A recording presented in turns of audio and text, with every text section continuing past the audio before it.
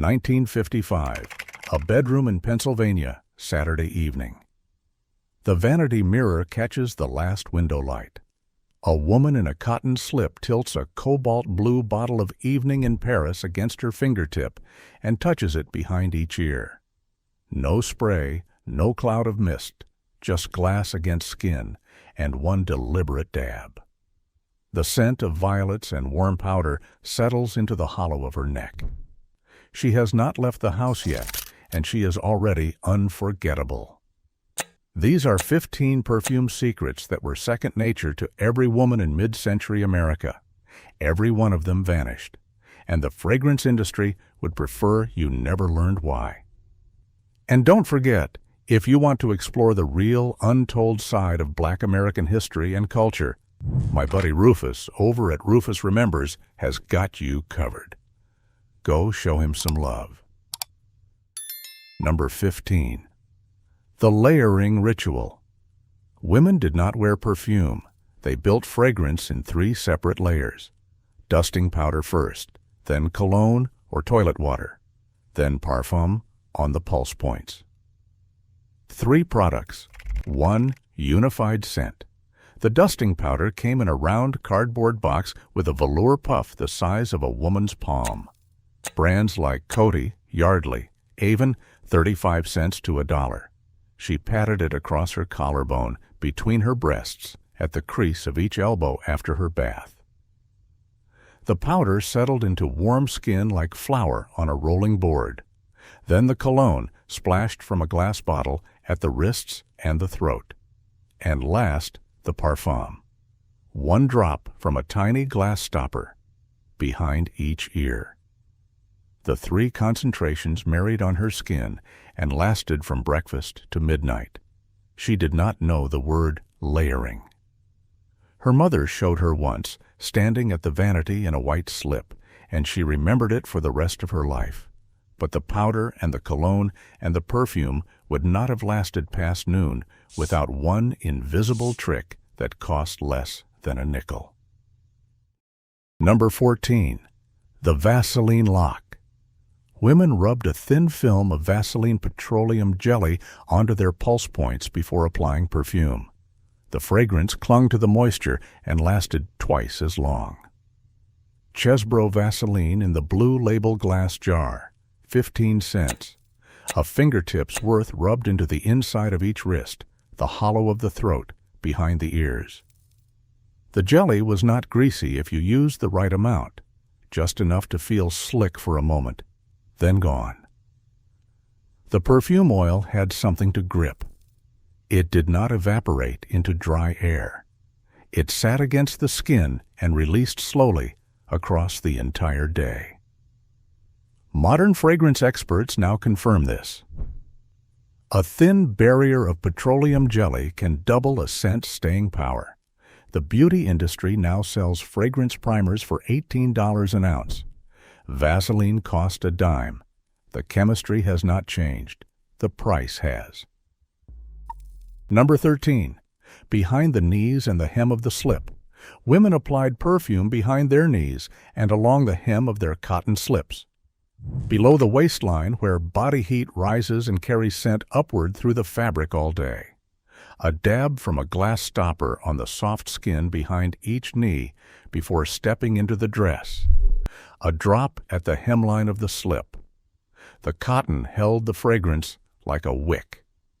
As she walked, the warmth of her body pushed the scent upward in a gentle column. By the time it reached her shoulders, it was faint and intimate. A man standing close at a Saturday night dance noticed it and could not explain where it was coming from. She did not announce herself. She was discovered.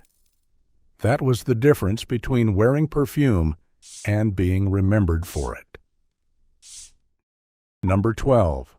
The concentration hierarchy. Mid-century women understood the concentration scale of fragrance. Parfum for evening, eau de toilette for daytime, cologne for summer, and after bathing. They did not use them interchangeably. Parfum was the heaviest, 15 to 30% essential oil.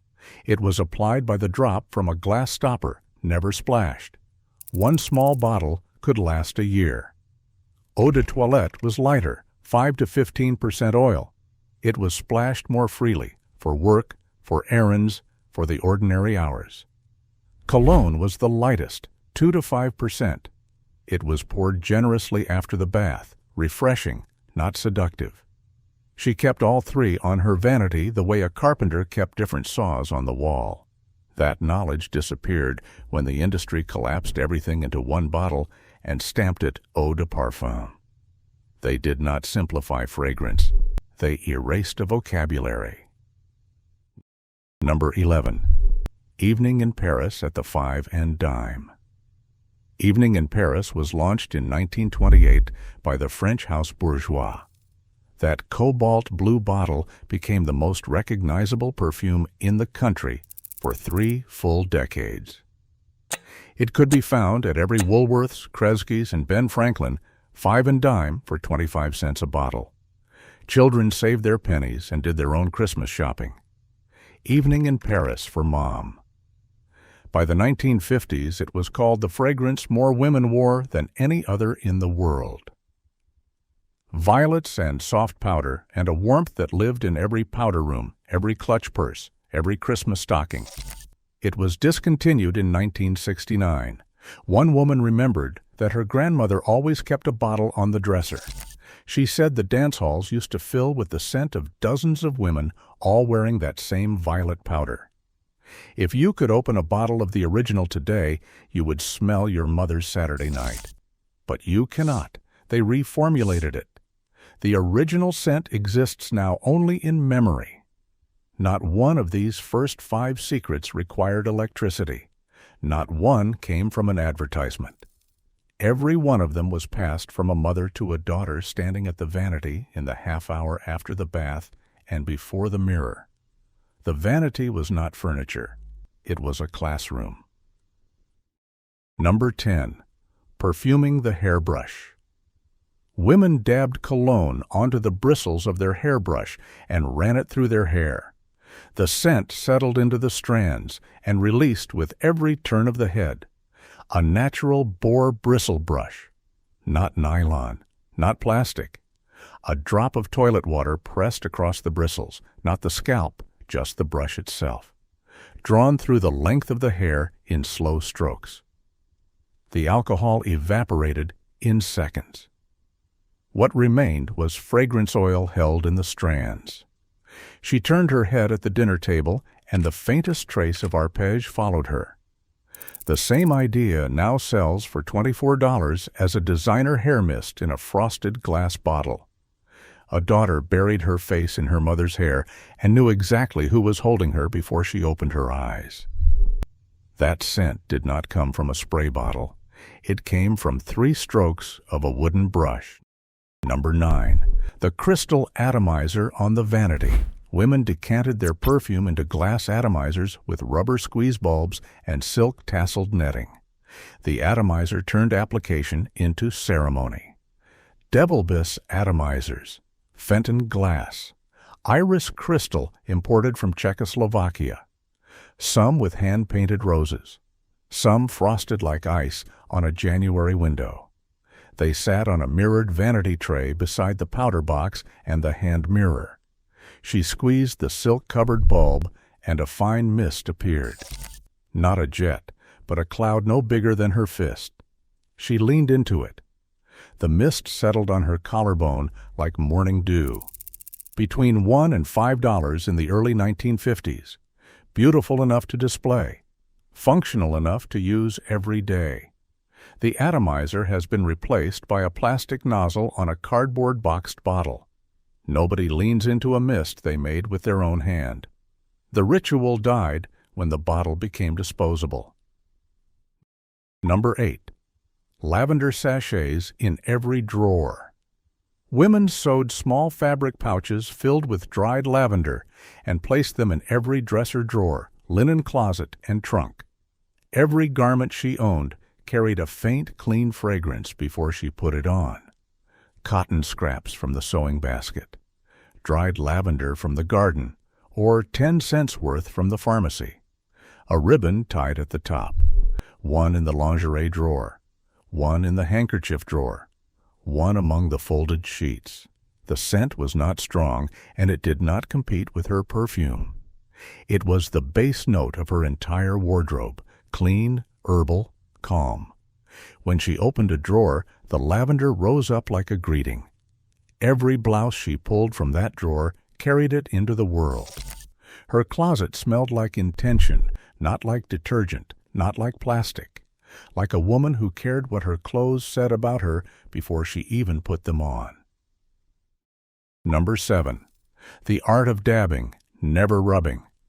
Perfume came in tiny bottles with glass stoppers and was dabbed directly onto the skin.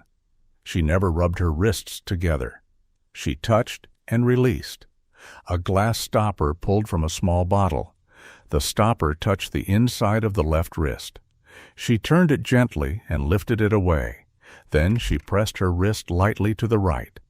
Not rubbing, pressing. Rubbing breaks down the delicate top notes and changes the way the scent opens. Her mother told her once, "Do not rub, you will bruise the scent." She never forgot it. The industry replaced the glass stopper with a spray nozzle.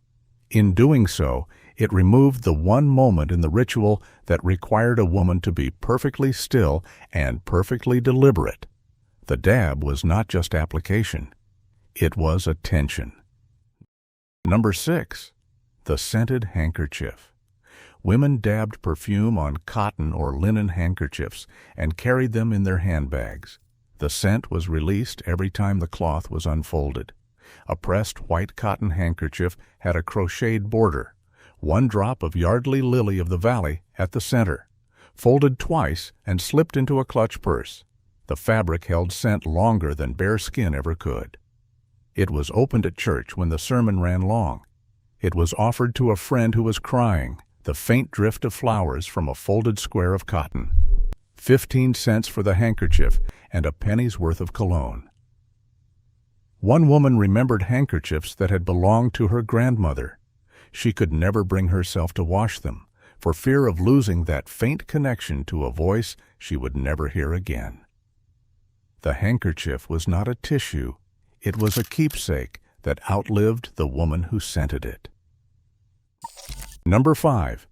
Perfumed stationery and love letters. Women dabbed perfume on their writing paper before mailing letters. The recipient opened the envelope and the scent arrived before the words did. A sheet of Eaton's Corrosible Bond. A single mist from the atomizer across the page. The letter folded, sealed, stamped.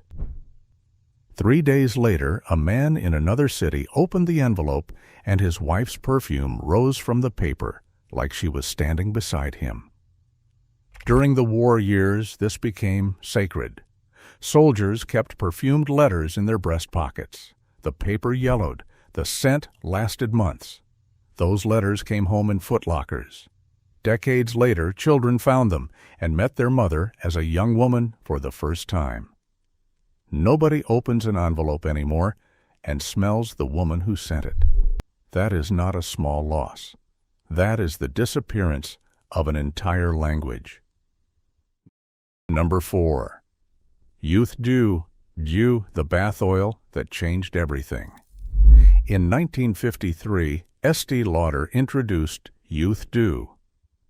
It was sold as a bath oil, but it was a perfume in disguise. Before Youth Dew, perfume was a gift. A woman waited for her husband to buy it. No respectable woman walked into a store and purchased fragrance for herself. Estée Lauder packaged a rich, spiced, floral perfume as a bath oil and placed it where women shopped alone. A few drops in warm water. The bathroom filled with cinnamon and amber and dark roses. The scent clung to the skin for hours after the water drained. In its first year, Youth Dew sold 50,000 bottles. By 1984, that number reached 150 million. It is said she smashed a bottle on the floor of a department store so every woman who walked by would smell it. One woman gave American women permission to buy their own luxury. She just had to disguise it as soap. Number 3. Perfume applied after the bath onto warm, damp skin. Women applied perfume immediately after bathing while the skin was still warm and slightly damp. The open pores absorbed the oil. The moisture sealed it in. She stepped from the bath. The mirror fogged. She did not towel off completely. She left her skin barely damp at the throat, at the wrists, at the inside of the elbow. She opened the bottle and dabbed. The warmth of her skin pulled the top notes open like a flower in the morning sun. The moisture trapped the base notes underneath. The scent did not sit on top of her skin. It became part of it. A man who held her hand that evening smelled it on his fingers the next morning and could not say why. Modern instructions say spray from 6 inches and walk through the mist. That is not application. That is waste. The women of the 1950s understood that perfume was not air freshener. It was intimate. And intimacy requires contact. Number 2. Perfuming the gloves and the fur stole. Women stored their evening gloves and fur stoles with sachets or perfumed cotton tucked inside. The fabric absorbed the scent over days. When she put them on, the fragrance released with every gesture. White kid gloves from the notions counter, folded flat in a drawer with a cotton ball soaked in her perfume tucked between them. A fox stole stored in a cedar-lined box with a lavender sachet draped across the fur. She put on the gloves at the front door. She draped the stole across her shoulders. Every time she extended her hand to be shaken or adjusted the fur at her neck, the movement released a breath of scent so faint the person beside her could not be certain it was there. And that uncertainty was the whole point. She did not want to fill a room. She wanted to be noticed by the person standing close enough to matter. That is a distinction the spray bottle eliminated entirely. Number 1. The one signature scent for life. A woman chose one perfume in her 20s and wore it for the rest of her life. She did not rotate. She did not collect. She committed. And that single scent became so inseparable from her that her children could not smell it decades later without seeing her face. One bottle, replaced when it ran out with the exact same fragrance. Chanel No. 5, White Shoulders, Shalimar. Table Emeraude. She wore it so consistently that her body chemistry merged with the formula over the years. The perfume smelled different on her than on anyone else, warmed by her particular skin, shaped by her particular oils. Her coat smelled like it, her pillowcase, the pages of her Bible, the clasp of her handbag. It was no longer a product. It was her. The global fragrance industry is now worth over $50 billion a year. The average American woman owns between 5 and 12 bottles of perfume at any given time. The industry tells her she needs a different scent for every season, every mood, every occasion. They sell rotation. They sell novelty. They sell restlessness. Her grandmother understood something the industry never wanted her to know. The most unforgettable women in the world smelled the same way every single time you were near them. Consistency was not a limitation. It was a signature written so deeply into memory that it outlived the woman who wore it. And somewhere right now a granddaughter is opening a drawer that has not been touched in years. The sachet is dry. The lavender is pale. But the scent rises, and without a single word, the memory begins again. And don't forget, if you want to explore the real untold side of Black American history and culture, my buddy Rufus over at Rufus Remembers has got you covered. Go show him some love.